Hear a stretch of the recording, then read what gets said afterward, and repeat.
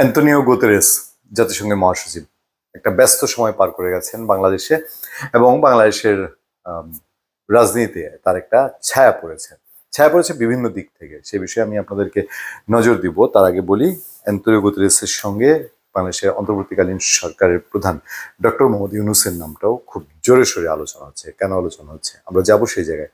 তার আগে আমি একটু ছোট্ট করে একটা জায়গায় আপনাদের নজর দিতে চাই। অ্যান্তোনিও গুতেরেস তিনি বিভিন্ন কর্মদিন, বিশেষ করে একটা মার্ভেলাস জায়গা ঘটেছে, সেটা হলো 1 লাখ লোকের সঙ্গে ইফতার করেছেন, টুপি পরেছেন। যাই হোক, সেই রকম একটা পরিস্থিতি ছিল। আমাদের সামনে একটা হেডলাইন আছে, সেটা হচ্ছে সফরে এসে বাংলাদেশে কি বার্তা দিলেন জাতিসংঘের মহাসচিব। বিবিসিতে আছে, আমি খবরটা পুরোপুরি পড়তে যাব না আপনাদের। অনেক দীর্ঘ কথাবার্তা সেখানে আছে। সেখানে বাংলাদেশের সংস্কার নিয়ে অ্যান্তোনিও গুতেরেস তিনি বলছেন যে সংস্কারে জাতিসংঘ সহযোগী হতে চায়, কিন্তু মূল ফোকাসটা আছে অন্য জায়গায়। আমি একটা জায়গা থেকে আপনাদেরকে জানাতে চাবো, একটু সংস্কারে সহযোগী হবে জাতিসংঘ এই কথা বলা হচ্ছে। রোহিঙ্গা সংকটের সমাধান কি? ডক্টর মোহাম্মদ ইউনূস বলেছেন যে রোহিঙ্গারা তার দেশে গিয়ে আগামীতে ঈদ করবে এবং তাদের মতো করেই যাতে ডক্টর ইউনূস দাওয়াত পান সেরকম করে। এখানে একটা জিনিস নিহিত আছে, সেটাও আমি আপনাদেরকে জানাবো। তার আগে করিডোর চাওয়া হয়েছে বাংলাদেশের কাছে। করিডোরের বিষয়টি এমনভাবে চাওয়া হয়েছে যে রাখাইনের বর্তমান পরিস্থিতিতে সেখানে মানবিক সহায়তা পাঠানোর জন্য বাংলাদেশ করিডোর হিসেবে ব্যবহার হতে পারে, এমন একটি আলোচনা ছিল গত কয়েকদিন। জাতিসংঘ মহাসচিব সফরের আগের দিন প্রধান উপদেষ্টা প্রেস সচিবের সংবাদ সম্মেলনে নিয়ে প্রশ্ন করেছেন সাংবাদিকরা, তবে তিনি নিয়ে কোনো উত্তর দেননি।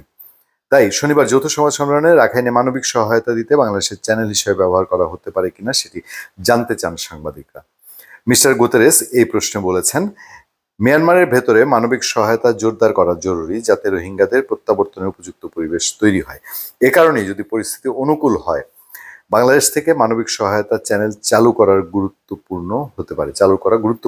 তবে বাংলাদেশকে চ্যানেল বা করিডোর হিসেবে ব্যবহার করতে যথাযথ অনুমোদন ও সহযোগিতা প্রয়োজন বলছেন গুতেরেস। এমন পরিস্থিতিতে মিয়ানমারের উপর জাতিসংঘ কোনো ধরনের নিষেধাজ্ঞা দেবে কিনা তাও প্রশ্ন ছিল। জবাবে তিনি বলছেন, আন্তর্জাতিক সম্প্রদায়, বিশেষ করে মিয়ানমারের প্রতিবেশী দেশগুলো সক্রিয় ভূমিকা ও চাপ প্রয়োগ করা অত্যন্ত জরুরি। তাতে সহিংসতা বন্ধ করে একটি সংলাপ প্রক্রিয়া গড়ে তোলা যায়। এই সংলাপের মাধ্যমে মিয়ানমার একটি প্রকৃত গণতান্ত্রিক সমাধানের দিকে যাবে।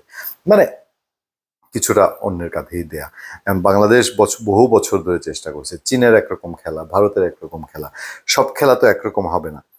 এই ট্যুরটা কেন গুরুত্বপূর্ণ সেগুলো বলা হচ্ছে। যৌথ সংবাদ সম্মেলনের পরে বলা হয়, যেখানে তৌহিদ হোসেন বলছেন, এই সফরে জাতিসংঘ মহাসচিব উপলব্ধি করেছেন যে রোহিঙ্গারা তাদের মাতৃভূমিতে ফিরে যেতে কতটা মরিয়া, তারা তাদের পরিচয়, অধিকার ও সম্মানজনক জীবন উপভোগ করতে চায়। অনেক কথা আছে এখানে, সেগুলো আমরা নিশ্চয়ই বলবো। রাজনৈতিক দলগুলো কি বলছে সে নিয়েও কথা হয়েছে। বিএনপির সঙ্গে মিটিং হয়েছে, জামাতের আমির ছিলেন, বিভিন্ন সংগঠন ছিলেন। বৈঠক শেষে জামাতের আমির তিনি কথা বলেছেন, সেগুলো আমরা আলাদাভাবে জেনে নিব। মূলত হচ্ছে ডক্টর মোহাম্মদ ইউনূস এখানে একটি রাজনীতির মধ্যে রাজনীতির আরেকটি জয় নেয়ার চেষ্টা করেছেন কিনা। সেটা হলো, অ্যান্তোনিও গুতেরেস এই দেশে আসার, জাতিসংঘ মহাসচিব আসা মানে জাতিসংঘের 194টি দেশ সদস্য, তাদের প্রত্যেকেরই জাতিসংঘ মহাসচিবের ট্যুর, তার কথাবার্তা, এগুলো অন্তত নিউজ প্ল্যাটফর্মে যারা কাজ করে তারা সেগুলো সংগ্রহ করে। অর্থাৎ বলা যায় যে এই জাতিসংঘ মহাসচিবের এই ট্যুরের খবর সারা বিশ্বে ছড়িয়েছে। সেই সঙ্গে জাতিসংঘ মহাসচিবের সাথে বাংলাদেশের অন্তর্বর্তীকালীন সরকার ডক্টর মোহাম্মদ ইউনূসের খবরাখবরও সারা পৃথিবীতে ছড়িয়েছে। ডক্টর ইউনূস এটাই চেয়েছিলেন, জাতিসংঘ মহাসচিব দেশের বাইরে বাংলাদেশ নিয়ে বিভিন্ন অপপ্রচার নিয়ে কথা বলেছেন। সেই সব ক্ষেত্রে ডক্টর ইউনূস এক ধাপ একটু এগিয়ে যাওয়ার বা তার একটু অর্জন নেওয়ার চেষ্টা করেছেন কিনা, যে এই পজিটিভ খবর দেশের বাইরে গেলে তার যে নেগেটিভ খবরগুলো সেগুলো একটু চাপা পড়ে কিনা। এর বাইরে রোহিঙ্গাদের মধ্যে গিয়ে এই যে সবাইকে নিয়ে ইফতার করা, তাদের সবার মাথায় এই যে মহাসচিব, প্রধান উপদেষ্টা মাথায় টুপি থাকা, এই বিষয়গুলো ধর্মীয় দিক থেকে যারা বিভিন্ন সমালোচনা করে তাদের মুখে একটা ছাই ফেলার ডক্টর ইউনূস চেষ্টা করেছেন কিনা।